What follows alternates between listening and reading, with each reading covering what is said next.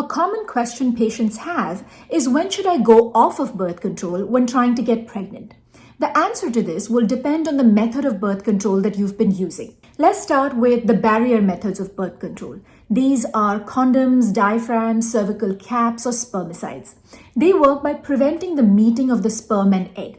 Barrier methods only work if they're used while engaging in sexual intercourse.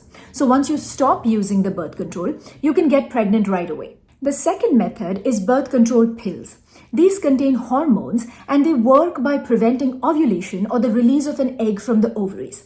In addition, they also cause a thinning of the uterine lining, which makes it harder for a fertilized egg to attach to the uterus, and they also cause a thickening of the cervical mucus, which makes it harder for the sperm to swim up and reach the egg. It takes anywhere from 0 to 3 months for your fertility to return once you stop using birth control pills.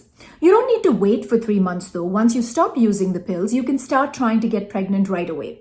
If you know that there is a particular time when you would like to start trying, it might be a good idea to stop the pills about 3 months before then and use a backup method of birth control such as condoms till you're ready to start trying.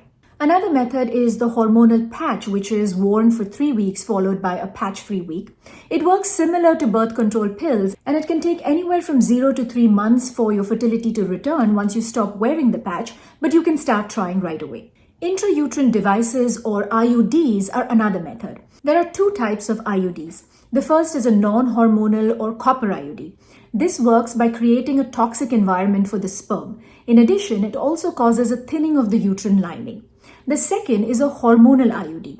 This acts more locally than birth control pills and works by thickening the cervical mucus, which makes it harder for the sperm to swim up, and it also causes a thinning of the uterine lining and partially suppresses ovulation. Once an IUD is removed, your fertility should return by the next menstrual cycle or within the month.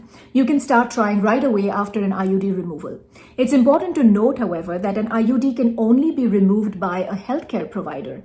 So if you know that you are ready to start trying, schedule an appointment for an IUD removal. The next method is a hormonal implant. This works by slowly releasing hormones into your body.